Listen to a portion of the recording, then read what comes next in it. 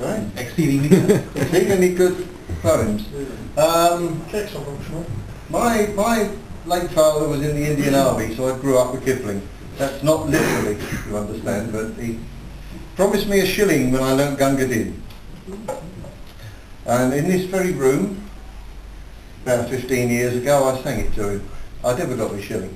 Now this is Peter Bellamy's version, because at the time Kipling wrote it, he was living in Villiers Street, which is right opposite Music Hall.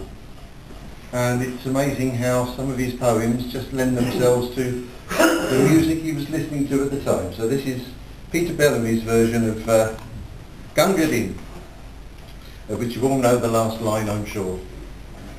You may talk of gin and beer when you're quartered safe out here, and your centre penny fights and all the shot it.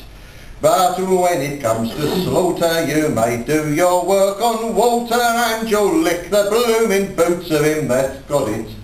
Now in India's sunny clime, where I used to spend me time a-serving of Her Majesty the Queen, of all them black-faced crew, the finest man I knew was our regimental beastie Gunga Din.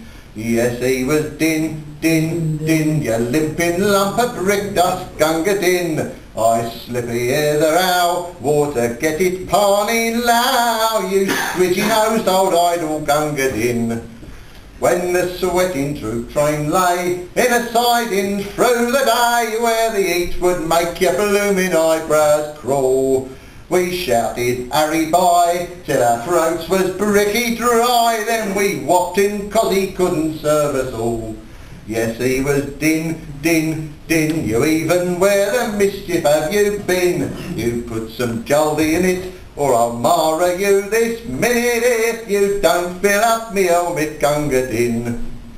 He would dot and carry one till the longest day was done, and he never seemed to know the use of fear. If we charged or broke or cut, you could bet your blooming nut he'd be waiting 50 paces a right flank rear. And with his musket on his back, he would skip with our attack, and he'd watch us till the bugles made retire. But for all his dusky-eyed, he was white, clear white inside when he went to tend the wounded under fire. Yes, he was din, din, din, with a bullet kicking dust spots on the green. When the cartridges ran out, you could hear the front rank shout high, ammunition mules and Gunga Din. I shan't forget the night when I dropped behind the fight with a bullet where me belt plate should have been. I was choking, mad with thirst, and the man who spied me first was our good old grinning, grunting Gunga Din. Well, he lifted up me head, and he plugged me where I bled, and he give me half a pint of water, green. It was crawling and it stunk, but of all the drinks I drunk, I'm grateful it's to that from Gunga Din.